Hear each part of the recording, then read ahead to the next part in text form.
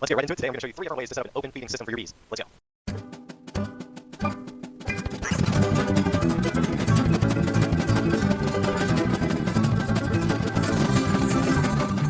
First, you're going to need your sugar. For spring, it's 1:1, and for winter, it's 2:1. The easiest way I found to make 1:1 sugar syrup is go ahead and find out the size of your jar. This one is a 4 cups jar. However, I'm just going to fill it up to 3 cups line. There's an actual line on the other side of the jar. But I do 1.5 cups of sugar, and then I'll switch over to my water. Let me show you how to do that.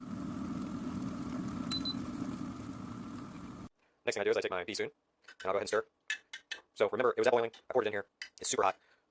And I'll explain the rest so you don't just sit here and watch it stir. Once you're done stirring, go ahead and use some pot holders, put it in your freezer, and go get your stand set up for feeding. If you're doing outdoor or open feeding, if you're doing in high feeding, go ahead and grab your lid. Leave it in there for about 5-10 minutes to cool down just enough so you can touch it, the jar, and then go set it up. And you're good to go. It's pretty easy.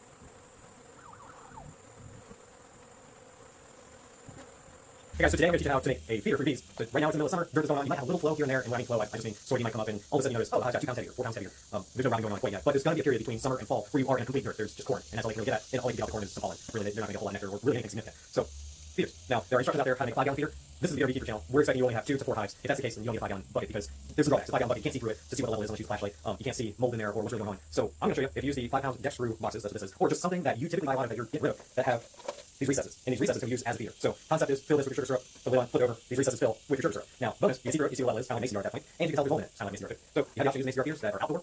They typically go on something called Bee Oasis, or it's essentially a bird feeder that has rocks in it. But it has stuff like this, why buy it if these are just going to go in your recycling bin or your trash. So we're going to drill some holes into this. I've already got my drill press set up, 45-degree angle. I'm using a 1/8-inch bit. Keeps it nice and small so that not too much flows at one time, and these recesses are big enough for the bees won't be drowning in the water or making their way inside.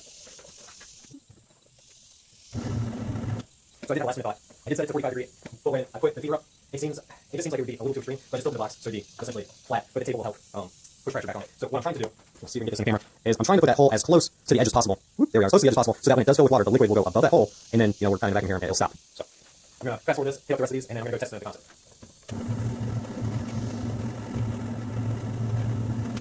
So as I'm doing this, I'm realizing a couple things that they're not annoying me, but I wish I had done, is take a marker, find and mark exactly where I want the holes to be. That way I can just line up the drill and put it down. It just feels like it's kind of a little more professional in the end. And then the other things I wanted to mention was do not drill where the handles connect, okay? Because if you drill there, it fills up, it's just going to leak out where the handles are. And we don't want to leak it all day. I want you guys to be successful. And then speaking of successful, if you don't have drill press, which was given to me by my parents for my birthday, which I appreciate a lot, you can still do this with a regular drill. Just make sure you use a clamp and clamp down the box. Because if you go to drill and the box is not clamped down, it's going to center around all over the place. And you can just clamp it to a piece of wood, clamp it to a table, whatever. When you go to drill, do not push very hard. This is plastic. Once you hear almost like a pop, but that means it's gone through the first layer. If you don't notice that pop, just pull it back out, take a look, make sure you're not actually drilling on the outside wall. Once you start drilling on the outside wall, I mean, you could flex tape it or whatever, but I don't think it's going to hold up too long. Another thing I want to just note that because I was thinking of it, if Kevin is watching the Beekeeper Corner podcast, and he's watching me do this, I hope he had a Kevin moment, because this reminds me of Jurassic Park where we're trying to drill into the mosquito to then extract DNA. I don't think that's a spoiler, so. Okay, we're all done. 10 holes. 3 on each side. 6, 7, 8, 9, 10. Yep, 3 and 2. So you should have 3 holes on each side that don't have handles, and then 2 on the other 2 sides. I'm going to fill this with water and just test it out, and then I'll just put it out in the yard with sugar syrup in it, and I'll take some pictures, and we'll show you the work. Got sugar syrup made. Looks pretty good. Ooh, got some leak. Oh, I tilted it. It leaked. Some things I forgot to mention. This holds 3 cups of water, 3 cups of sugar. That's your recipe. And then also, this particular container doesn't have gasket in the lid, so I just use saran wrap. I put water in it, I flip it over, it's sealed just fine. We're going to go flip this thing over and put it outside and have the bees see that, and we'll see if it just leaks because of the sugar. But this is what it looks like, and you can change the design any way you see fit to make it look nicer, but this is what I got right now.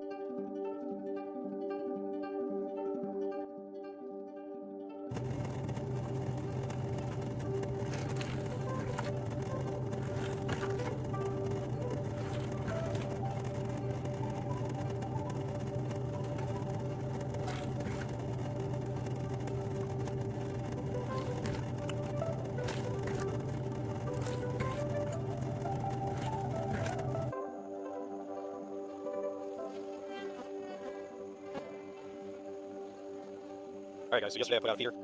Put out a 5-gallon feeder because it's been raining so much every single day, and as you know, as it rains, the flowers won't produce the nectar because of the rain. So I thought, hey, I'll put out a feeder, we'll see what's going on. You can see the bees even checking out our hydrangeas here, trying to see, hey, does it have anything? So yesterday I put it out, and I wasn't getting a ton of anything. There was maybe a couple of bees, but this kind of tells me, hey, go refill this bad boy and put it back out, because they were crawling over each other. Yeah. So I got another bucket. I'll work that bucket, and I'll stick it out here, and once this bucket dries up, go ahead and take that, and we'll be good.